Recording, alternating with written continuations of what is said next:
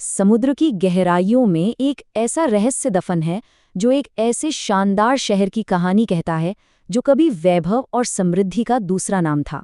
आज हम उसी रहस्य से पर्दा उठाएंगे और जानेंगे द्वारका के डूबने की पूरी कहानी। तो सोने और जवाहरातों का शहर।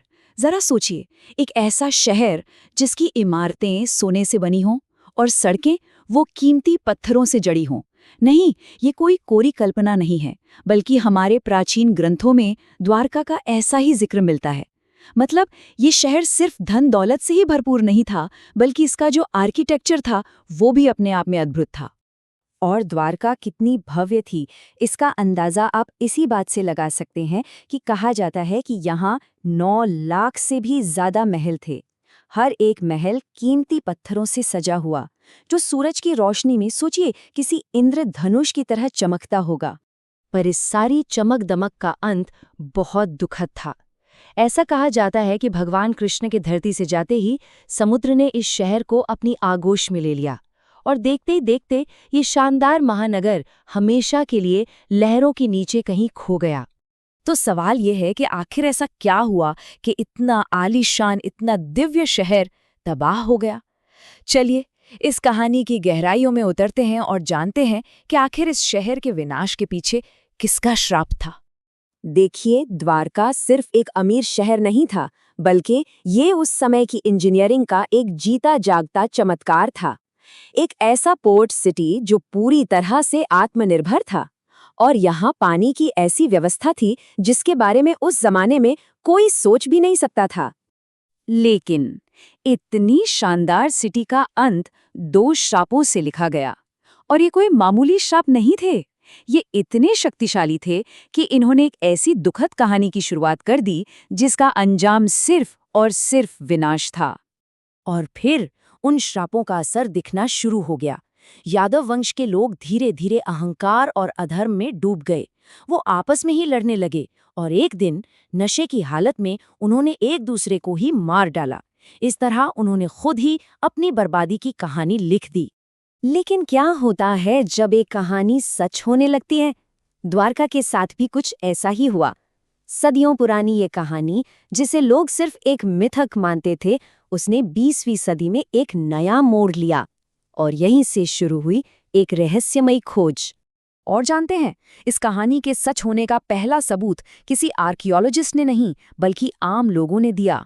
मछुआरों ने पानी के नीचे कुछ अजीब पत्थर के स्ट्रक्चर्स देखे, तो वहीं पायलटों को समुद्र के तल पर कुछ सीधी सीधी लाइनें दिखाई दी जो कि नेचुरल नहीं लग रही थीं। बस इसके बाद जो हुआ वो अपने आप में एक रोमांचक कहानी है। दशकों तक ये खोज चली, आर्कियोलॉजिस्ट ने हार नहीं मानी और समय के साथ साथ नई नई टेक्नोलॉजी ने उनकी बहुत मदद की। इस मुश्किल खोज की कमान एक ऐसे इंसान के हाथ में थी जिसका विश्वास चट्टान की तरह मजबूत था। नाम था डॉक्टर SR राव। उन्होंने दुनिया के हर शक को चुनौती दी और इस रहस्य को सुलझाने की ठान ली। डॉक्टर राव का अप्रोच वो बिल्कुल अलग था। उन्होंने महाभारत जैसे ग्रंथों को सिर्फ एक धार्मिक किताब की तरह नहीं देखा, बल्कि एक हिस्टोरिकल डॉक्यूमेंट, एक ऐतिहासिक दस्तावेज की तरह देखा। उनका मानना था कि अगर इन ग्रंथों को एक नक्शे की तरह इस्तेमाल किया जाए तो शायद द्वारका को ढूंढा जा सकता है। पर डॉक्टर राव के लिए ये सफर बिल्कुल आसान नहीं था। सोचिए, सरकार से फंडिंग के नाम पर कुछ खास नहीं मिला और जो साइंटिफिक कम्युनिटी थी वो भी उनकी बातों पर यकीन करने को तैयार नहीं थी। लेकिन इन सब के बावजूद उन्होंने अपनी खोज जारी रखी और आखिरकार उनकी सालों की मेहनत रंग लाई। उन्होंने पानी के नीचे एक प्राचीन शहर की दीवारों, बड़े बड़े खंभों और खास तरह के एंकर्स यानी लंगरों की खोज की। ये इस बात का पक्का सबूत था कि यहाँ कभी एक बहुत बड़ा और व्यस्त बंदरगाह हुआ करता था। और फिर आई 21वीं सदी और इस खोज ने एक नया मोड़ ले लिया। अब आर्कियोलॉजिस्ट के पास हाईटेक उपकरण थे जिनसे उन्हें ऐसे वैज्ञानिक सबूत मिले जिन्होंने इस पूरी कहानी को और भी ज्यादा पुख्ता कर दिया।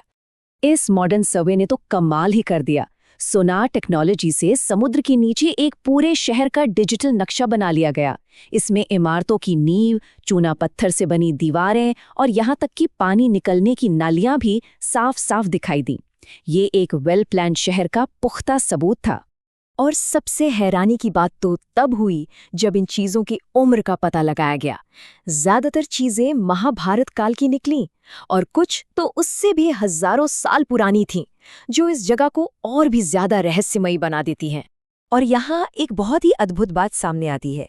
वैज्ञानिक कारण और प्राचीन कहानी दोनों एक ही समय की ओर इशारा करते हैं।